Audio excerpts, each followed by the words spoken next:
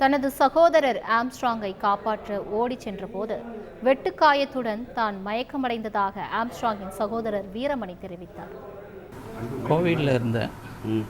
கோவிலில் இருக்கும்போது திடீர்னு ஒரே சத்தமாக இருந்தது. என்னடா சத்தம்ன்ட்டு இந்த கன்ஸ்ட்ரக்ஷன் ஒர்க் பண்ணின்னு இருக்காங்க. அந்த இடத்துல அந்த மிஷின் தள்ளுற சத்தம் போலகுதுன்ட்டு நினச்சிருந்தேன்.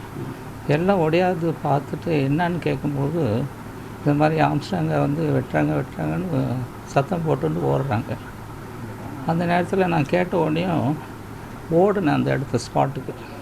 அந்த ஸ்பாட்டுக்கு போகும்போது எதிர்க்க எல்லாம் கத்தி வச்சுன்னு 2-3 பேர் ஒடையாறானுங்க எதிர்க்கும். ஒருத்தர் வெட்டினாப்புல நான் மிஸ் பண்ணிட்டேன், அந்த இதை தபாஞ்சிட்டேன். இன்னொருத்தரை தபாஞ்சி எழுந்த உடனே இன்னொருத்தர் வெட்டினார் என்ன. நான் அப்படியே குனிஞ்சிட்டு ஓடும்போது வேட்டி கட்டிகிட்டு இருக்கும்போது தடிக்க விழுந்த பாருங்க. என்ன 3வது நபராக வரும்போது அவர் அந்த தலையில் வெட்டிட்டாருங்க.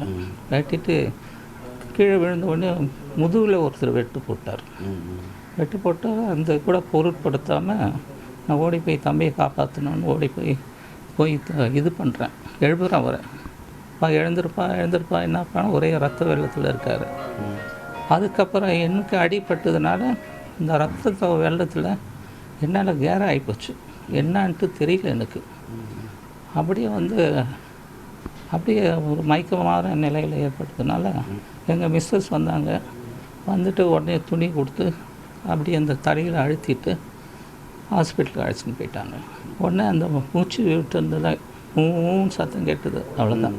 அதோட எதுவும் 10 வினாடிகள் என்பதால் குற்றவாளிகளை தான் பார்க்கவில்லை என ஆம்ஸ்ட்ராங்கின் சகோதரர் வீரமணி தெரிவித்தார். நான் ஓடும்பொழுது அவரை ஓடும்பொழுது நான் சத்தம் போட்டுட்டு ஓடிட்டு இருந்தேன். என்னாச்சு ஏதாச்சும் யாரும் ஓடாத இருக்கக்கூடாது, அவர் உயிர் காப்பாற்றணுன்ட்டு ஓடினேன். நான் ஓடும்பொழுது என்னாச்சுன்னா எதிர்க்க வரானுங்க அவங்க வேகமாக. அவனுக்கு பைக்கை எல்லாம் இந்த ஆப்போசிட் சைடில் விட்டு இருக்கான். நான் சத்தம் போட்டு அந்த பக்கம் ஓடுவானுன்னு நினச்சேன்.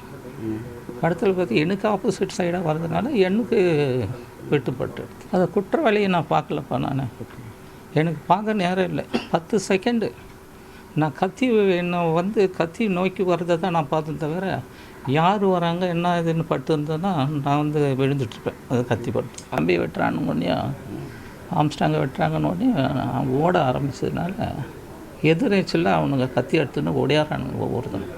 சென்னையில் படுகொலை செய்யப்பட்ட பகுஜன் சமாஜ் மாநில தலைவர் ஆம்ஸ்ட்ராங் உடலை காணவும் அஞ்சலி செலுத்தவும் கட்சி நிர்வாகிகள், ஆதரவாளர்கள் மற்றும் பொதுமக்கள் குவிந்தனர். கூட்டத்தை சமாளிக்க முடியாத நிலையில் போலீசாருடன் தள்ளுமுள்ளி ஏற்பட்டது. இரும்பு தடுப்புகளை அகற்றி ஏராளமானோர் அஞ்சலி செலுத்த சென்றதால் பரபரப்பு நிலவியது.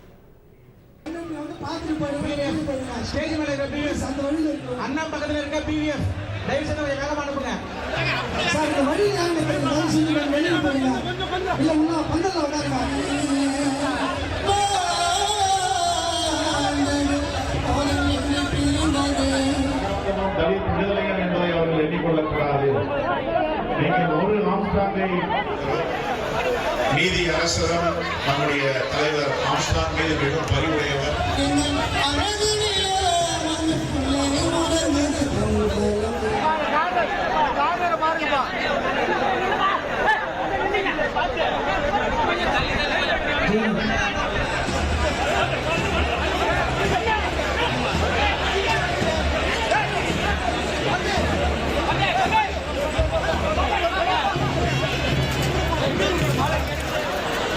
தயவு செய்து ஒருத்தரை இடிச்சிக்காம நெரிசல் இல்லாம கொஞ்சம் பொறுமை.